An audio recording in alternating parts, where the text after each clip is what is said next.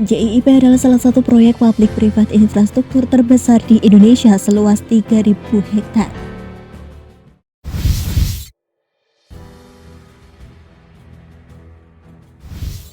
Freeport dan Ciyoda akan kerjasama bangun smelter di JIIP Gresik. Sebelum menonton video ini, tarik nafas dulu dan jangan lupa untuk subscribe dan aktifkan loncengnya.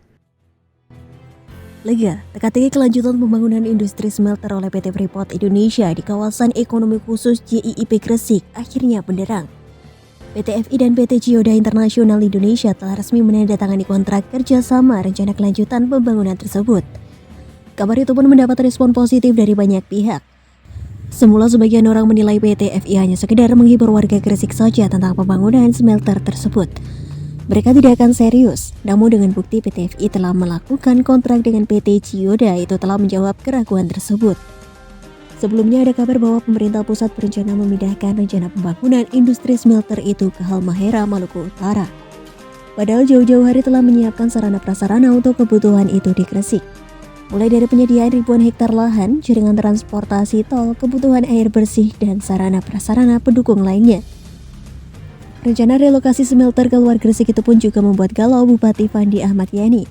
Tidak lama setelah dilantik sebagai Bupati berpasangan dengan Wabub Aminatun Habibah pada akhir Februari 2021, dia langsung menemui beberapa kalangan.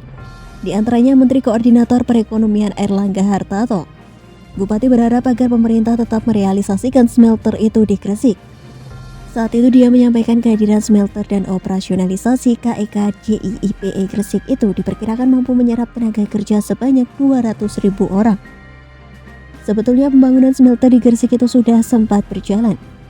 Bahkan pada Desember 2020 lalu, Presiden Direktur PT FI Tony Wenas bersama Dirjen Minerba Kementerian ESDM Ridwan Jamaludin datang ke JIIP untuk melihat preloading test yang panjang. Namun pembangunan terhenti lantaran terdampak pandemi COVID-19. Nah, belakangan baru muncul kabar rencana pemindahan smelter ke Halmahera tersebut. Di tengah berbagai tantangan pandemi COVID-19 yang dialami Indonesia dan seluruh pihak yang terlibat dalam proyek ini, selanjutnya pihaknya terus akan melakukan penyesuaian. Tujuannya agar terus dapat bekerja sambil mengedepankan kesehatan dan keselamatan seluruh tenaga kerja serta masyarakat di sekitar area. PT Freeport Indonesia, PT FI dan PT Ciyoda Internasional Indonesia telah menandatangani kontrak EPC senilai 2,7 miliar US dollar untuk membangun pabrik smelter tembaga dan precious metal refinery di Java Integrated Industrial and Port Estate atau JIIP. Kontrak ditandatangani dalam sebuah acara yang dihadiri oleh top manajemen Freeport McMoran USA, Ciyoda Corporation Jepang, Direktur Jenderal Kementerian Energi dan Sumber Daya Mineral dan MIND. Smelter akan memberikan kontribusi yang signifikan terhadap pendapatan berulang PT AKR Corporindo, pemegang saham mayoritas JIIP. Pendapatan sewa akan dihasilkan dari 103 hektar lahan untuk smelter dan 40 hingga 50 hektar lainnya untuk area laydon. Ini akan menghasilkan recurring income yang lebih dari fasilitas pelabuhan, listrik, gas, air, dan pengelolaan air limbah. Kontrak EPC meliputi smelter dengan kapasitas 1,7 juta ton konsentrat per tahun dan precious metal refinery. Ini akan menjadi salah satu kapasitas smelter terbesar di dunia. Ini akan menarik investor ke JIIP dari industri terkait untuk membangun supply chain ekosistem untuk baterai, motor, dan kabel kendaraan listrik. JIIP adalah salah satu proyek publik-privat infrastruktur terbesar di Indonesia seluas 3.000 hektar. Status kawasan ekonomi khusus diberikan oleh Presiden Republik Indonesia pada 28 Juni 2021 dengan tujuan memainkan peran integral dalam modernisasi kegiatan manufaktur dan logistik Indonesia di Industri 4.0. Smelter Port dan kota industri yang berdekatan dengan Pulau Madura merupakan salah satu pelabuhan terdalam di kawasan ini. Kurang dari 16 low water spring dengan 4 dermaga multifungsi yang mampu melayani kapal besar dengan kapasitas lebih dari 100.000 deadweight ton. Kawasan ini juga dilengkapi dengan utilitas independen dan fasilitas pembangkit bertenaga gas yang mampu memasok daya hingga 1.200 MW. JIIP juga terkoneksi dengan jalan tol dan jalur kereta api. Juga dapat ditempuh dalam waktu hanya 1 jam dari Bandara Internasional Surabaya. Yuk simak video selanjutnya.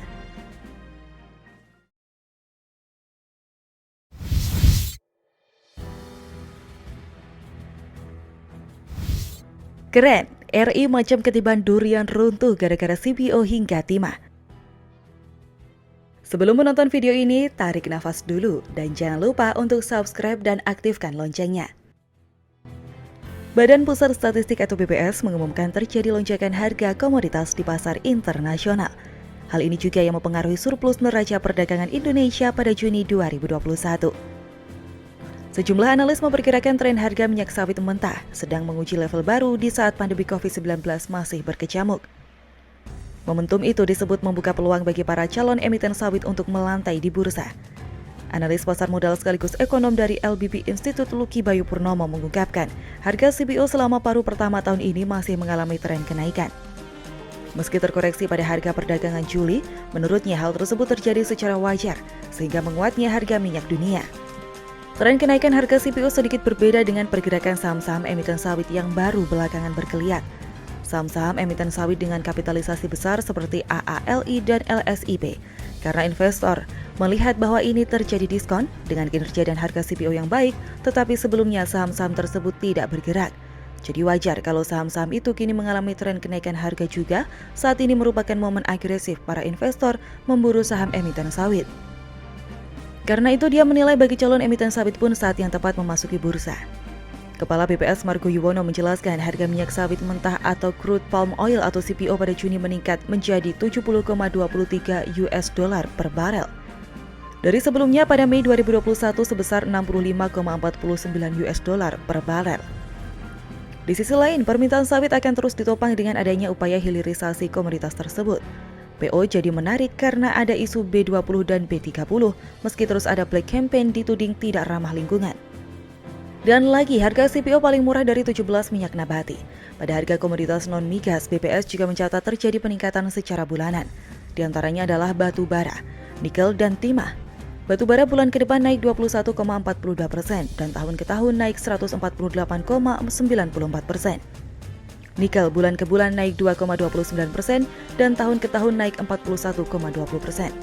Sementara timah bulan ke bulan naik 0,79% dan tahun ke tahun naik 93,03%.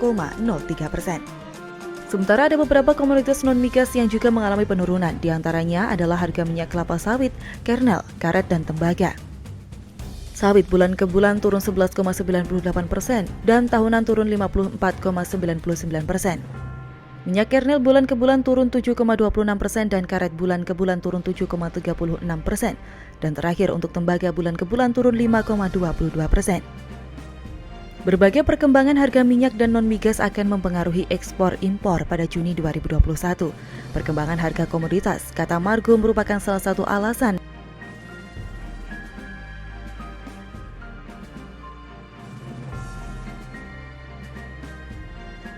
realisasi tersebut lebih rendah dibanding surplus 2,7 miliar US dollar pada Mei, tetapi masih lebih tinggi dari neraca dagang Juni 2020 yang tercatat surplus 1,2 miliar US dollar.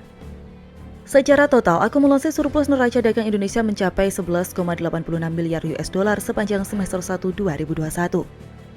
Margo mengungkapkan surplus terjadi karena nilai ekspor mencapai 18,55 miliar US dollar pada Juni 2021. Sementara nilai impor lebih kecil jika dibandingkan ekspor yakni 17,23 miliar US dollar. Indonesia diketahui juga mengalami surplus berturut-turut selama 14 bulan.